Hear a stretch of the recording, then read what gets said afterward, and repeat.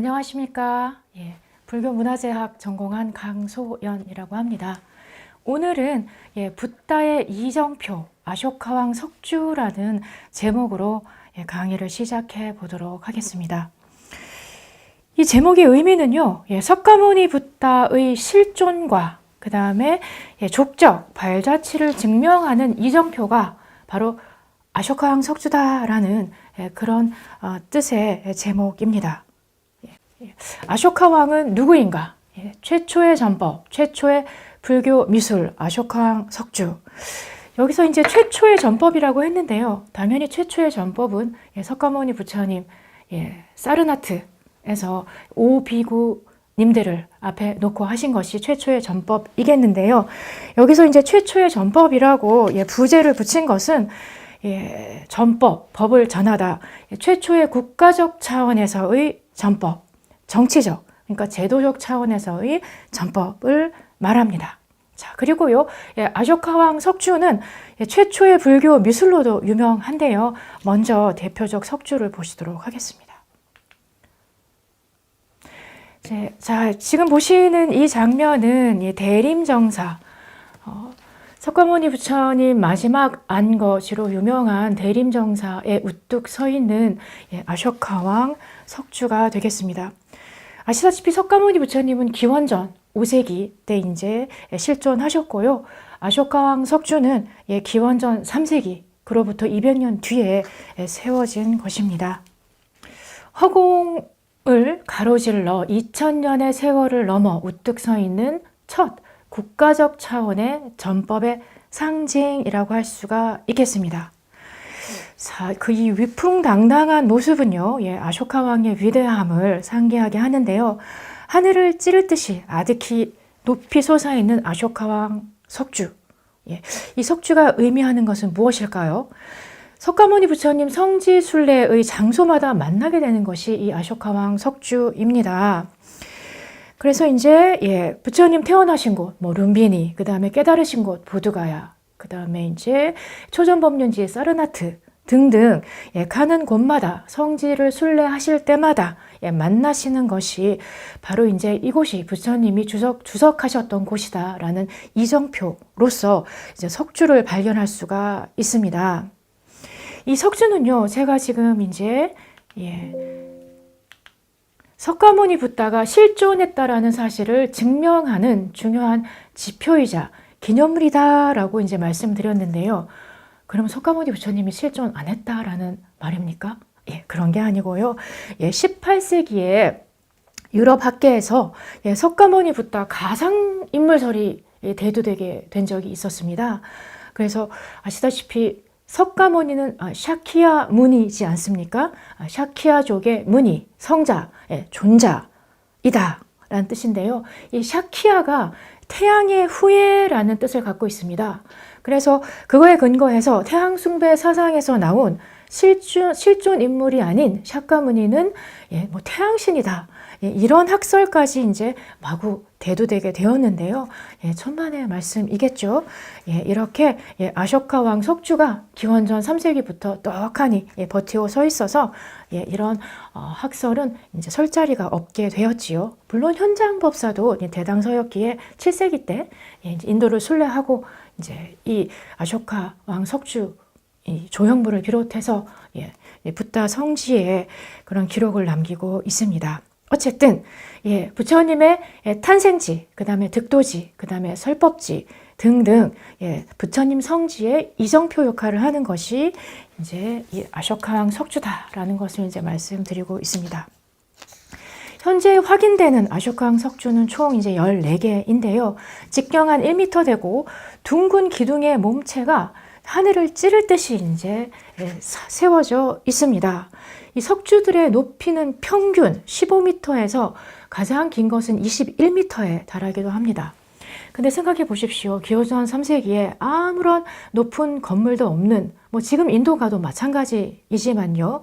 높은 산이 없고, 그 다음에 이제 평지가 광활하게 펼쳐지는 그런 인도의 환경적인 특징을 생각한다면은 거의 63 빌딩과 같은 그런 존재감이었겠죠. 이 석주는 아주 멀리서도 누구에게나 눈에 띄는 유일한 랜드마크, 이정표 역할을 했을 것입니다. 자, 그러면은 대표적인 석주를 보시는데요. 바로 사르나트, 부처님 첫 설법지, 초전법륜지에 세워져 있던 아쇼카왕 석주인데요. 보통 석주의 머리 부분, 기둥 머리 부분을 아름답게 장식을 하는데, 보통 이제 인도에서 전통적으로 신성시되는 황소, 코끼리, 사자, 말 이런 것들을 장식을 하는데, 그 중에서도 이제 사자상이 많습니다. 부처님의 설법을 사자후라고 이제 표현하는 거 많이 들어보셨죠? 사자가 이제 동물의 왕인 사자가 포효하는 것처럼 그렇게 이제 웅장한 그런 말씀이시다라는 것을 이제 비유해서 사자후의 설법 이렇게 얘기하기도 하는데요. 그래서인지 어쨌든 사자상이 굉장히 많습니다. 그리고 지금 보시는 사르나트 아쇼카왕 석주가 조형적으로도 가장 뛰어난 석주 중에 하나로 손꼽히는데요. 4마리 사자가 서로 등을 대고 앉아 있고요. 사자가 딛고 있는 받침을 보면 둥근 원판에 4개의 법륜이 조각되어 있는 것을 보실 수가 있습니다. 그 사이사이에 황소, 말 등의 동물들도 보실 수가 있는데요. 이 사자머리 기둥 조각은 지금 이제 사르나트의 이쪽 한켠에 건립되어 있는 사르나트 고고학 박물관에 모셔져 있습니다. 소장되어 있습니다. 이 이제 석주의 기둥머리, 사자주두, 사자 기둥머리를 보시면은요. 자, 이제부터 중요한 얘기가 나갑니다. 이것이 본래의 모습이 아니고요. 4마리의 사자상 머리 위에는 본래 커다란 법륜이 올려져 있었습니다. 자, 그러면은요. 사자가 중요합니까? 법륜이 중요합니까? 그렇죠. 법륜이 중요하겠죠. 이 법륜을 떠받치기 위한 어떤 조형물로서의 사자구나라는 것을 알 수가 있겠습니다. 그러니까 기준 가장 꼭대기에는 법륜이 있었다라는 것을 알 수가 있습니다. 이걸 잘 기억해 두시고요. 자, 이렇게요. 자, 그래서 이제 성지순례를 가시거나 이제 아쇼카왕 석주를 보시거나 초기 불교 미술을 보시면은 법륜을 확인하시는 게 가장 중요합니다. 왜냐? 이게 그냥 부처님 모습 그 자체이기 때문입니다. 요거에 대한 설명은 차차 또 이제 해드리도록 하겠습니다. 자, 그러면은요, 산치대탑, 요것도 이제 기원전 3세기 때 세워진 초기 불교 미술, 최초의 불교 미술, 최초의 탑에 이제 해당하는 것이 산치대탑인데요. 산치대탑 앞에 세워져 있던 석주 기둥머리에도 보시다시피 이렇게 법륜이 있어가지고요. 사르나트의 것도 위에 법륜이 있었는데 이게 이제 2000년의 세월을 지나다 보니까 깨지고 넘어져서 이게 부서졌구나 라는 것을 알 수가 있습니다. 자, 근데 중요한 건 뭐다? 법륜이다. 그렇죠. 자, 그리고 이제 산치대탑의 부조, 판넬 벽 장식에 보면요. 이 아쇼카왕 석주를 이제 이 조각으로 해서 이제 판넬로 만들어가지고 돌, 이제 벽장식으로 이제 쭉 둘렀는데요. 거기에도 이제 법륜을 떠받치고 있는 사자상의 기둥을 발견하실 수가 있습니다. 그러니까 이 법륜을 이제 만천하에 만인이 보도록 석주가 세워졌구나라는 것을 알 수가 있습니다. 그리고 이렇게 법륜의 사자상은 최초의 불교의 상징이자 그 다음에 전법의 상징이다라는 것을 알 수가 있습니다. 여기서 포인트는 중요한 건 법륜이다라는 것입니다. 자, 그래서 이 법륜을 아쇼카의 법륜, 아쇼카의 윤보라고도 합니다. 그래서 이제 이 법륜의 이 이미지, 이걸 이제 종교 미술에서는 이제 도상이라고 하는데요. 이 법륜의 도상은 인도의 국장, 나라의 심볼이자 화폐의 기본 모티프로도 쓰이고요. 또 이것은 인도 국기의 상징으로도 유명하고 인도뿐만 아니고요. 태국, 스리랑카도 이 법륜을 이제 국기의 상징으로 쓰고 있습니다. 자, 이 법륜의 상징성 크게 2가지로 정리가 가능한데요. 첫 번째는요. 아쇼카 왕의 통치 이념과 관련된 상징물이다. 그 통치 이념이 뭐냐? 부처님 법으로 다스린다. 불법으로 다스린다. 여기서 불법은 일리글이 아니고 부디스트 러입니다. 아쇼카 왕의 통치 이념은 불법으로 다스린다. 부처님의 법으로 통치한다. 라는 겁니다. 부처님의 법은 뭡니까? 평등과 자비입니다. 아쇼카 왕이 세운 붓다의 이정표인 아쇼카 왕 석주 기둥 맨 꼭대기에 법륜이 있다. 그리고 이 법륜이 바로 부처님이다 라고 말씀드리고 있고요. 그거의 상징성을 지금 정리해 드리고 있습니다. 첫 번째, 아쇼카 왕의 통치 이념, 불법으로 다스린다. 부처님 법으로 다스린다 라는 것이고요. 그 다음에 두 번째는요, 이것이 바로 본질적인 종교의 이미지, 종교의 상징, 기호, 또는 이제 아까 말씀드렸던 이제 종교의 특정, 어떤 그 깨달음의 경지를 상징하는 이제 도상인데요. 어쨌든 본질적인 종교적 상징으로서의 법륜이라는 것입니다. 종교적 체험으로서의 법륜의 모습. 이게 뭔 말이냐? 그렇죠. 저희가 수행을 할 때 저희가 체험하게 되는, 그 다음에 또는 깨달음의 경지에 이르렀을 때 내가 바로 그 모습, 그 자체가 되는 바로 그런 이미지라는 뜻입니다.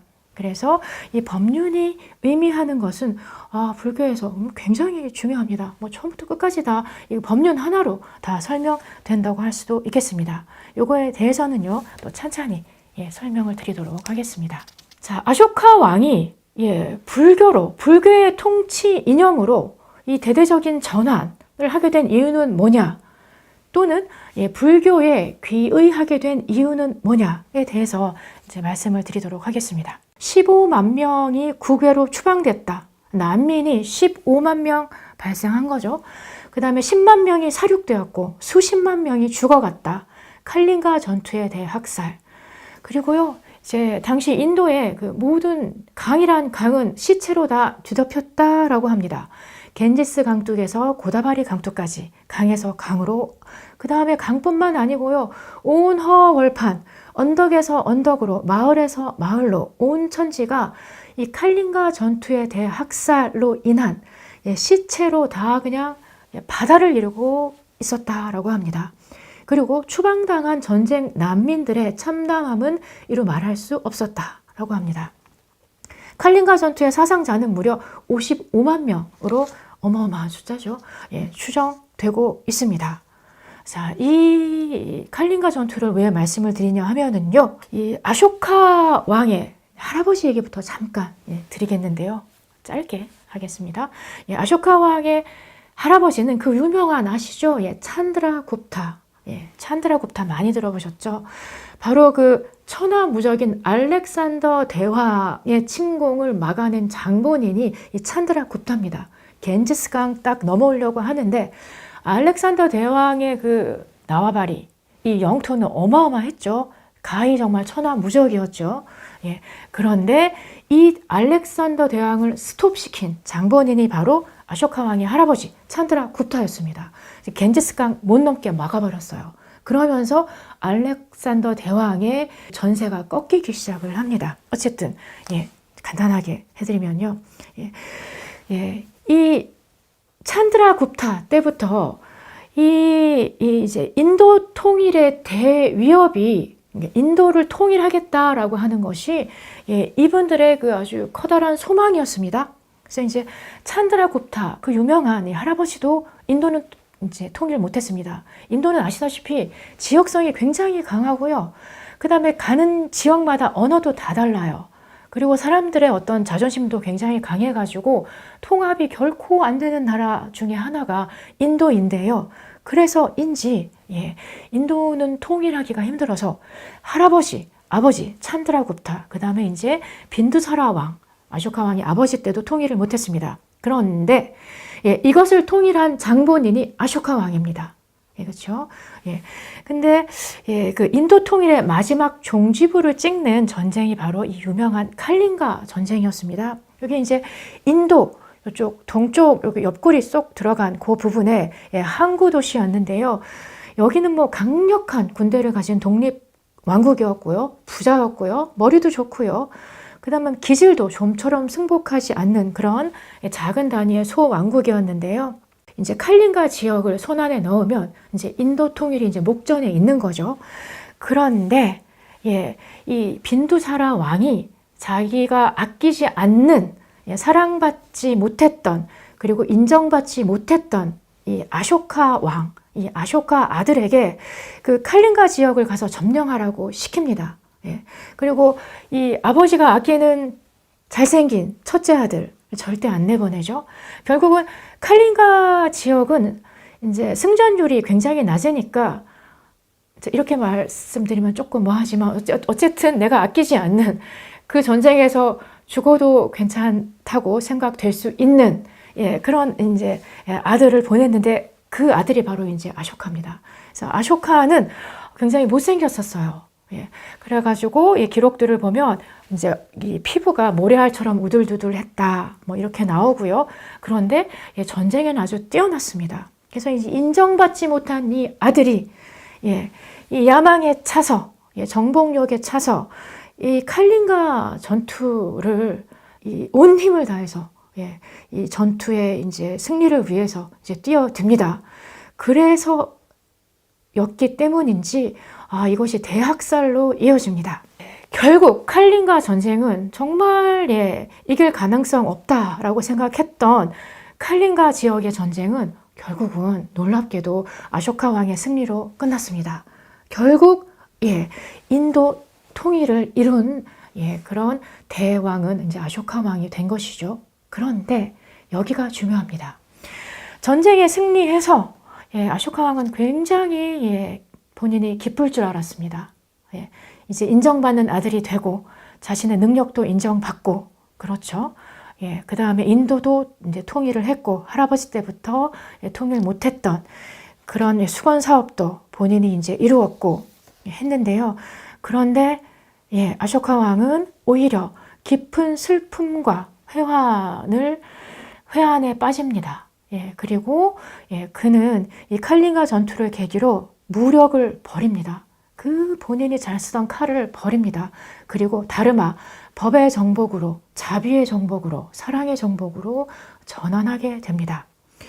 요 전륜성왕 아쇼카에 대해서는 이거룡 선생님께서 정리해 놓은 전륜성왕 아쇼카라는 책을 참고하시면 아주 상세하게 잘 정리가 되어 있습니다. 궁금하신 분은 이 책을 참고하시기 바라고요.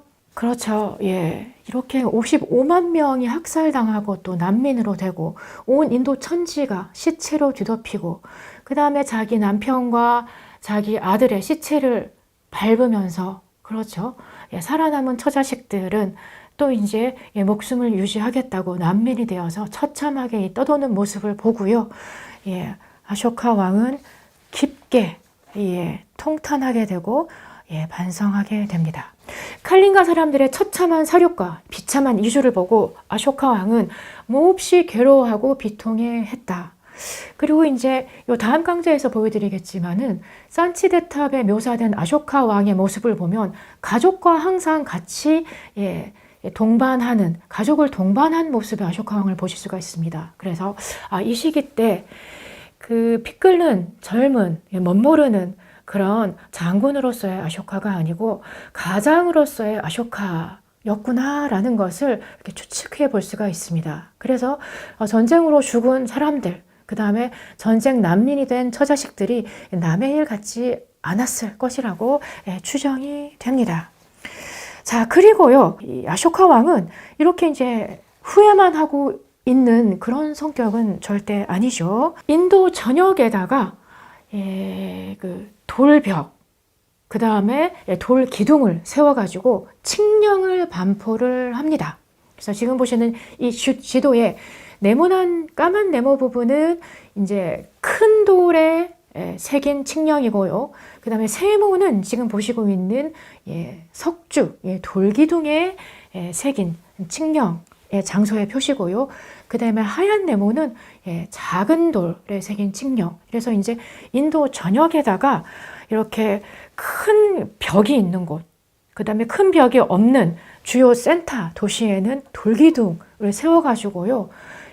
그 표면에다가 칙령을 반포합니다. 칙령이란 정치 이념, 통치 규범을 말합니다.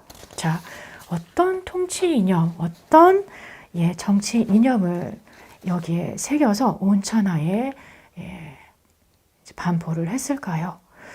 자, 지금 보시는 것은 이제 아쇼카왕 석주, 주요 석주가 있는 분포도 이제 그 장소의 표시고요. 보시면 이제 사르나트, 산키시아, 산치, 뭐 바이샬리, 뭐 이렇게 이제 우리가 성지 순례하는 곳곳마다 이제 석주가 있다라고 이제 표현이 되어 있습니다. 예. 자, 아쇼카 왕은 이제 폭력이 아니고 이제 비폭력으로, 무력, 권위가 아니고 자비로 통치하겠다라는 그런 내용의 칙령을 영토 각지에다가 암벽과 석주에 새겨갖고서는 온 천하에 천명을 하게 됩니다. 그렇죠. 한마디로 이제 부처님 법으로 다스린다. 그럼 부처님 법은 뭐냐? 그렇죠. 예, 생명 존중과 평등, 그리고 이제 조화. 우리는 하나다. 예, 그래서 당신을 해치는 건 나를 해치는 거다. 우리는 하나다. 라는 그런 제 철칙, 원리입니다. 예. 자, 결론으로 말씀드리자면, 아쇼카왕 석주라는 것은요, 붓다가 실존했다라는 붓다의 족적의 이정표이고요. 그 다음에 아쇼카 왕에게는 그 돌기둥에 자기의 이제 통치 이념을 새겨 넣었고요. 그 통치 이념이란 바로 부처님 법으로 다스린다라는 것이었다라는 내용입니다. 그래서 아쇼카 왕 석주는 붓다 족적의 이정표다.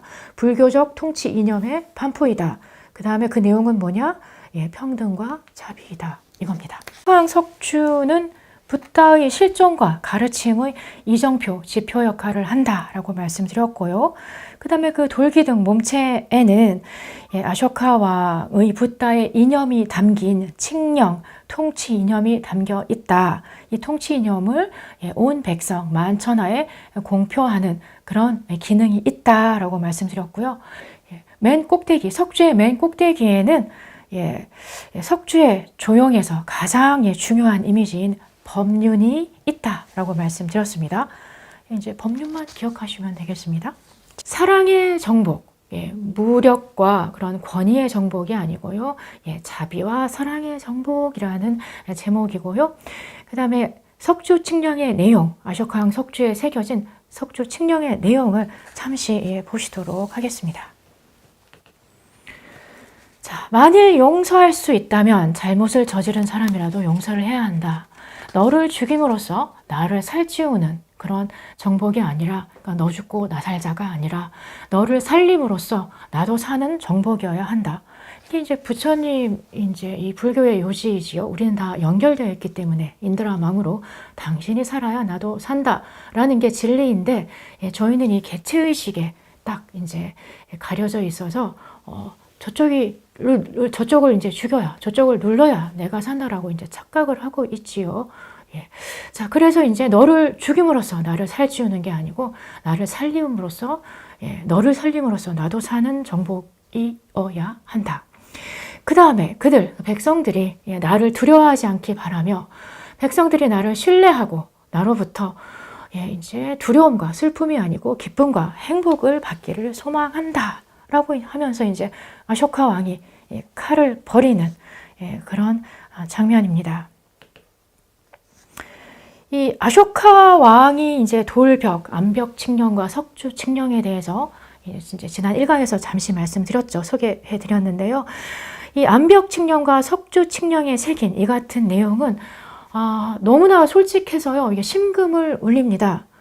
뭐 왕이라면 권위 세우고요. 가식적인 말로 이게 다 치장할 수 있는데, 거기에 그 쓰여 있는 내용을 보면은요, 어떻게 보면 참회의 일기, 참회의 고백이라고 할 수가 있겠습니다. 만일 용서할 수 있다면 잘못을 저지른 사람이라도 용서해야 한다. 결국은 내가 칼린가 전투에서 그렇게 무참하게 많이 죽였는데 용서해 줄 수 있겠니? 뭐 이제 이런 내용으로 저는 들립니다. 절절하게 백성들한테 호소하는 내용인데요. 그 이유는 본인이 저지른 참혹한 칼린가 전투에 기인한다고 생각됩니다. 자, 그래서 이제 아쇼카 왕의 석주, 무력의 정복에서 자비의 정복으로, 이 자비의 정복이라는 이 이제 그 전법륜의 표상으로서 이 자비의 법륜이 등장을 합니다. 이게 이제 아쇼카 왕의 정치 이념의 표상이다라고 이제 말씀을 드렸고요. 그 다음에 이제 산치 대탑에 이 조각상에 보면은요, 아쇼카 대왕을 찾을 수가 있습니다. 아쇼카 대왕은 희한하게도 제가 뭐 백방으로 많이 뒤져보고 찾아보고 하였으나 찬드라굽타 할아버지랑 아버지 빈투사라 그 왕의 그 조각상은 있는데 아쇼카 왕은 없어요.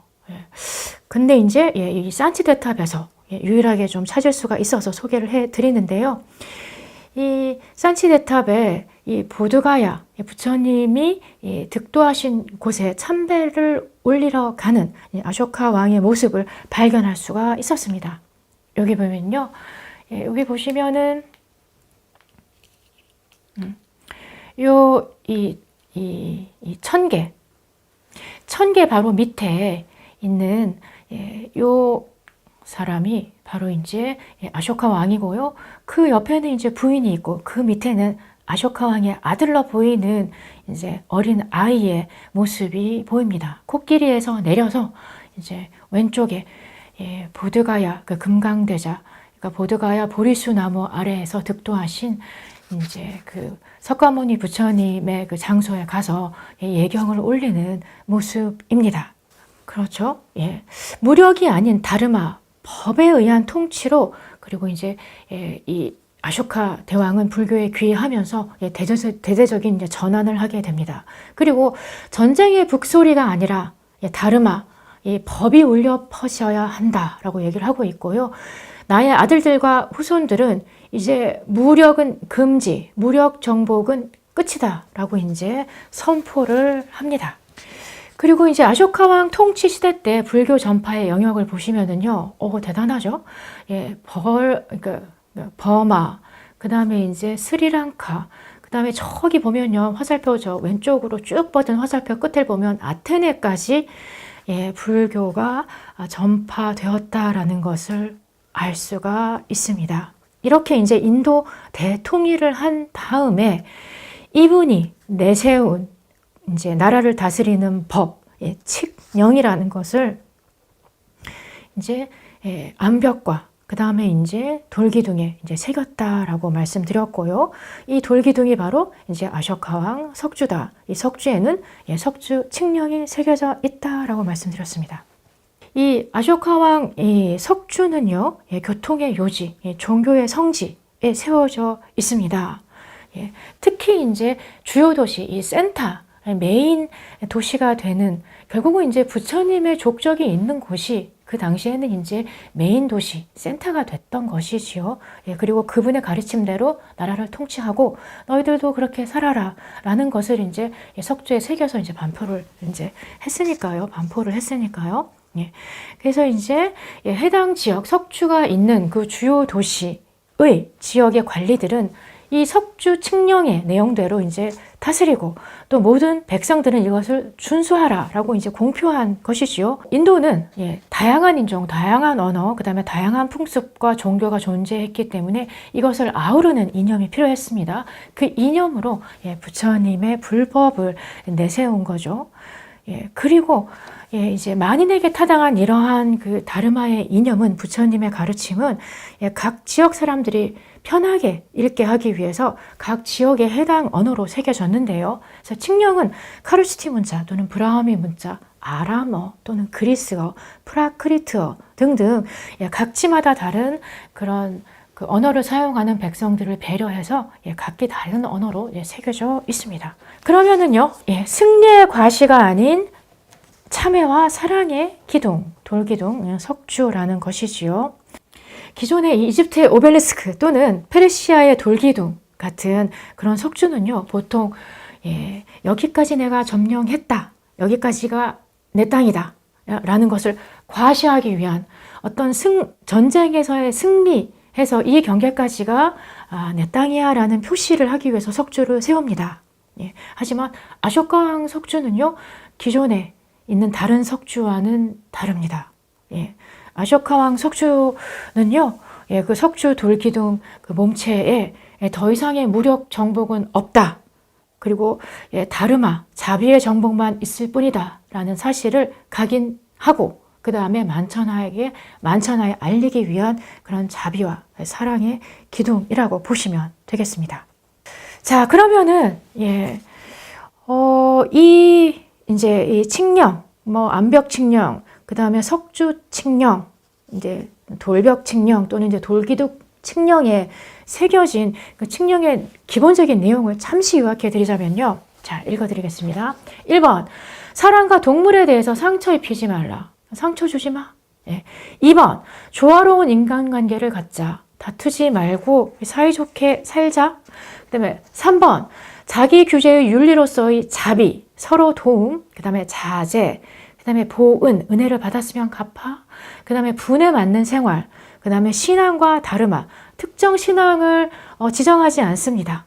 예, 그래서 일단 모든 신앙과 다르마에 대한 존경을 실천하자. 예, 그래서 쭉 읽어보면은요, 요지는요, 살아있는 모든 존재에 대한 존중과 자비입니다. 평등과 자비입니다. 너무 단순해가지고요, 굉장히 오히려 감동이 밀려옵니다. 예, 그냥 사람으로서 당연히 지켜야 할 도리가 쓰여져 있습니다.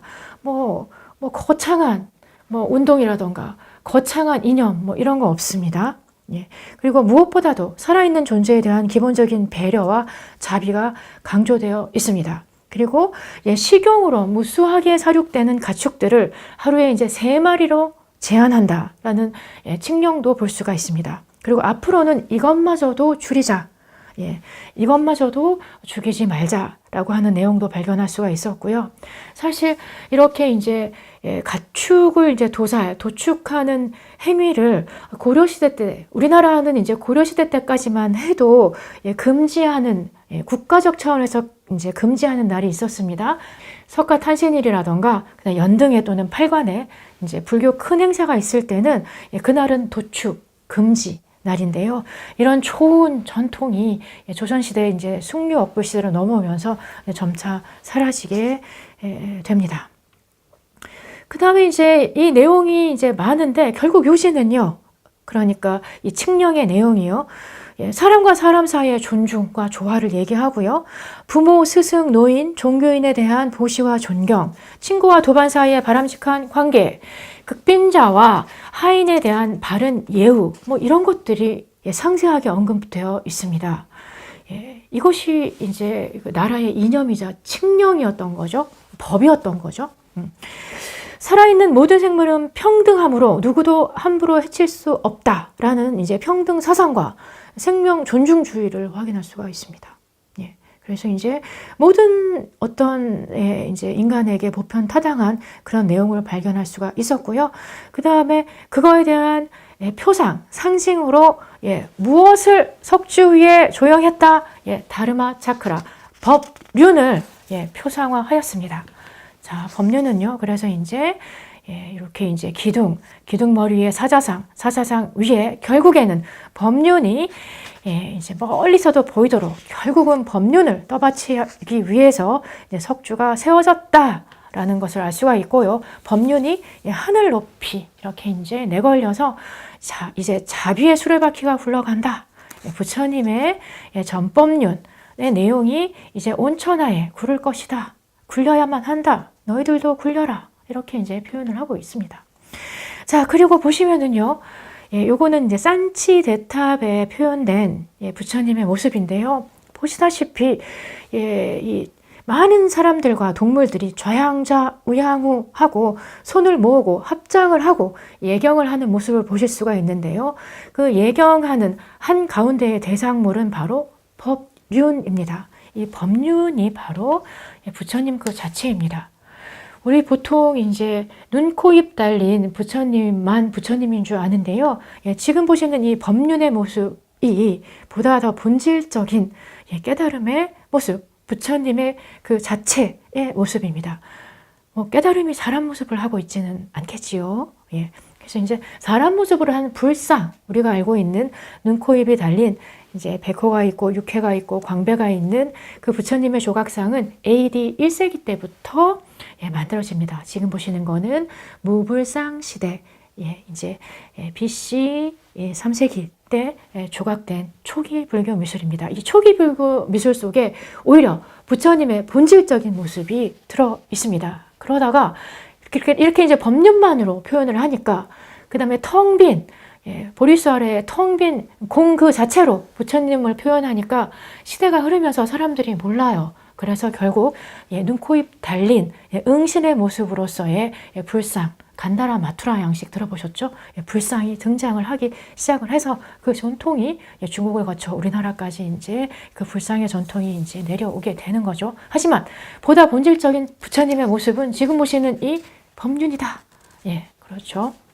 그래서 이제 무불상 시대에 부처님의 모습을 있는 그대로 표현한 것이 법륜. 그 다음에 보리수 나무 아래에 텅 빈 공간. 부처님이 그렇게 재상 비상 하셨는데 거기에 상으로 떡 부처님을 만들어 놓으면 안 되겠지요. 그래서 보리수 나무 아래에는 텅 빈 공간만 있습니다. 바로 그 텅 빈 공의 상태가 부처님 그 자체이고요.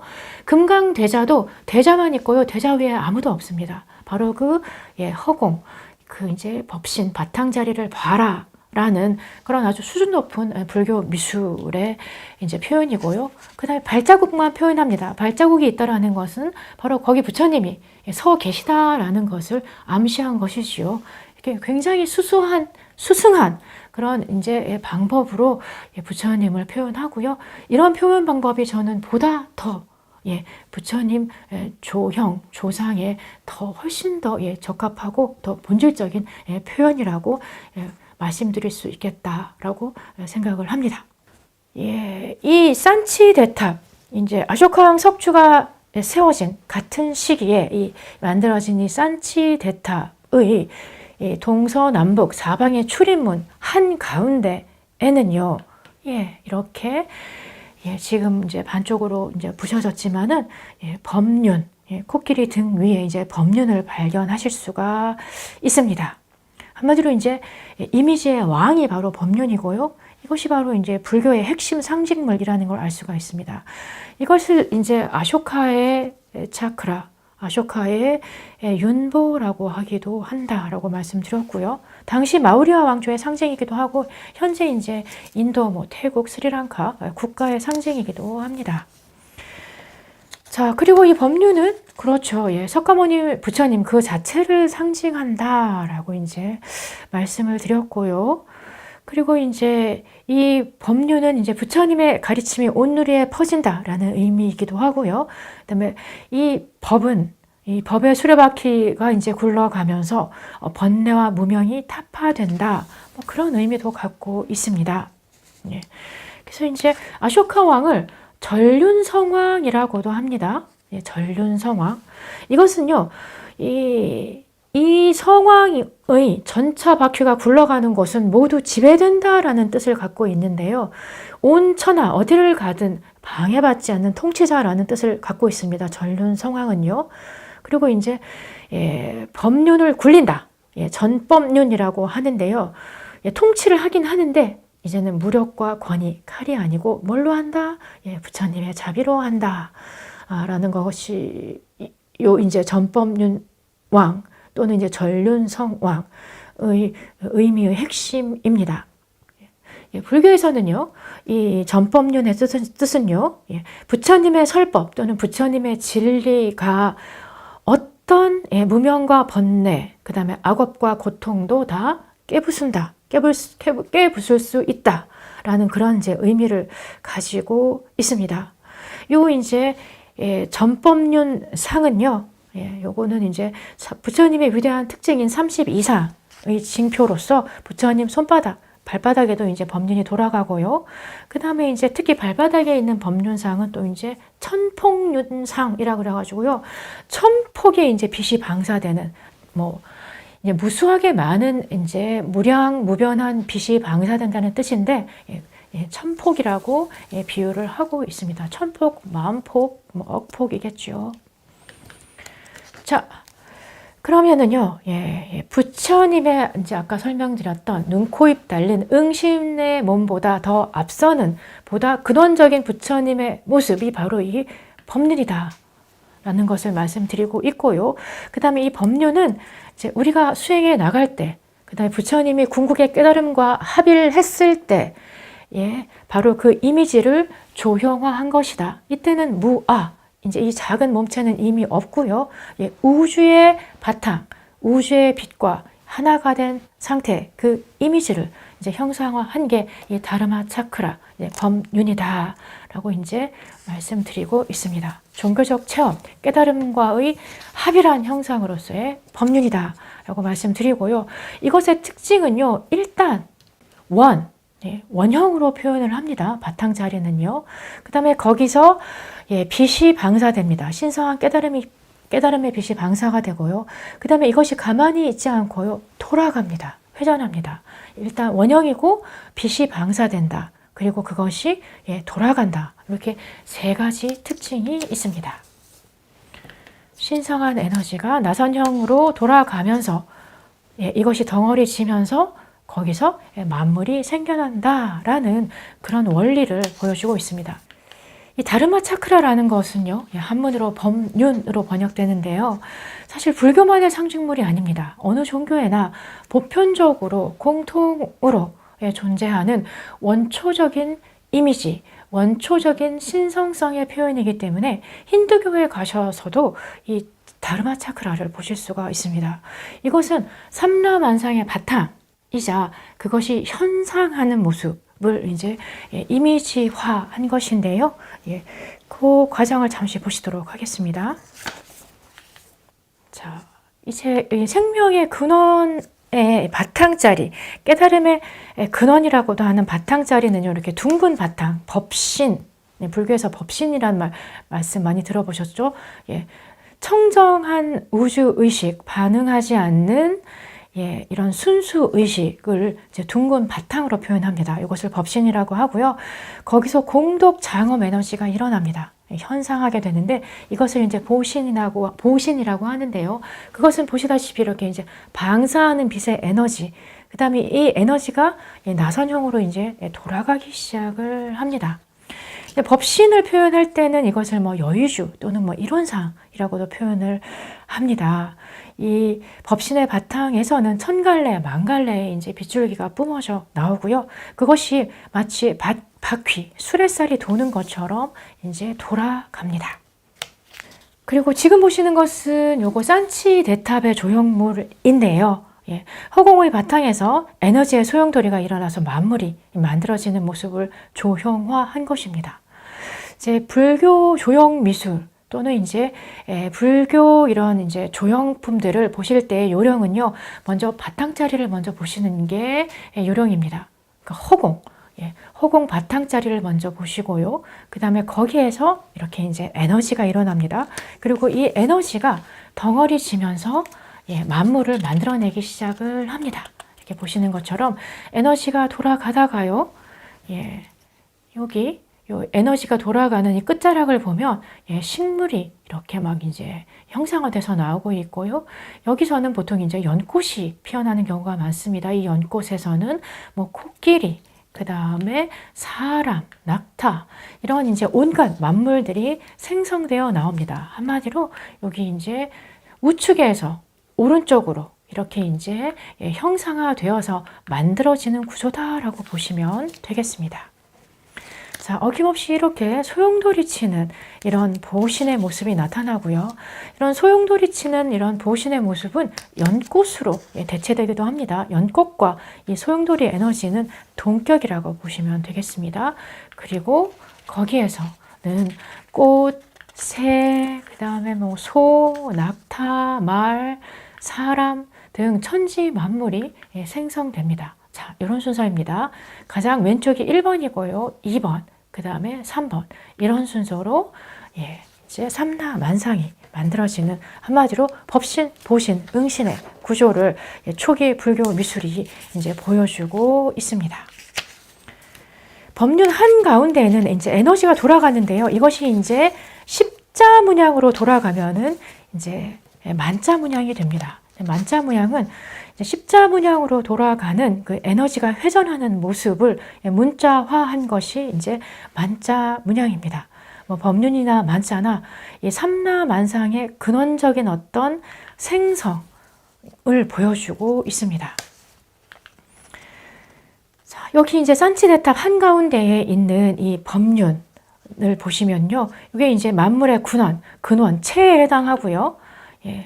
왼쪽에 있는 일원상은 이제 법신, 이제 원상 그 자체가 되고요. 깨달음 그 자체, 바탕자리를 얘기하고요. 그 다음에 그것의 작용이 바로 이 오른쪽에 보시는 이제 연꽃, 빛의 방사 또는 연꽃의 모습입니다. 이것을 이제 용이라고 합니다. 이것이 보신이고요. 그 다음에 이 보신은 연꽃으로 표현됩니다. 이 원과 그 다음에 연꽃이 합친 모습은 법신과 보신을 함께 표현한 모습이라고 보시면 되겠습니다. 그리고 이 만물의 창조의 근원인 창조의 연꽃, 우주의 연꽃에서는 그래서 이제 서양 학자들은 이걸 이제 그냥 코스믹 로투스라고 얘기합니다. 우주의 연꽃이다. 이제 연화장 세계를 얘기하는 거죠. 이 연꽃에서는 이제 만물이 생성되어 나온다. 한마디로 이제 만물이 지금 이렇게 피어 올라오는 모습을 산치데탑의 이제 조형물로 온통 이렇게 표현을 하고 있습니다. 매우 복잡해 보이지만요. 그 조형 원리는 아주 간단합니다. 제가 말씀드린 법신, 보신, 응신. 근데 법신은요, 바탕자리로 보시면 됩니다. 이 바탕자리는 조형적으로 무엇으로 표현하는가? 원으로 표현을 한다. 그리고 그 원 안에서는 에너지가 돌아가거나 아니면 연꽃이 나온다. 지금 이 이제 산치데탑 이제 가장자리에서 돌아가는 에너지 문양이라던가 그 위에 양쪽에 있는 연꽃 문양은 다 보신에 해당하고요. 여기서 만물이 spring out, 이제 연기, 연생하고 있는 모습을 조형한 것입니다. 그래서 이제 이거 굉장히 복잡하네 하실 필요 없습니다. 이 원리를 알면 불교 미술은 굉장히 간단합니다. 이제 어디서나 이 법륜이 보이고 연꽃이 보이고 거기서 이제 만물이 연기, 연생, 연멸하는 모습을 보실 수가 있으실 겁니다. 그렇게 보이신다면 불교 미술 다 보신 겁니다. 자, 이렇게 이제 법신에서 보신이 일어나고 보신에서 응신이 일어나는 삼신의 원리이다 라는 것을 이제 마지막으로 제 3강을 마치도록 하겠습니다. 최종적으로 정리해 드리면요, 일원상 법륜이고요. 여기서 이제 빛이 방사되고 그 다음에 이게 돌아갑니다. 그리고 그 모습을 연꽃이 피어나는 걸로 비유합니다. 그래서 이제 천립의 연꽃이 피어난다. 그리고 그 연꽃에서는 만물이 일어난다. 그렇죠. 쉽죠? 법신, 보신, 응신. 1번, 2번, 3번. 이렇게 되겠습니다. 강의를 마치도록 하겠습니다. 들으시느라 고생 많으셨습니다. 경청해 주셔서 감사합니다.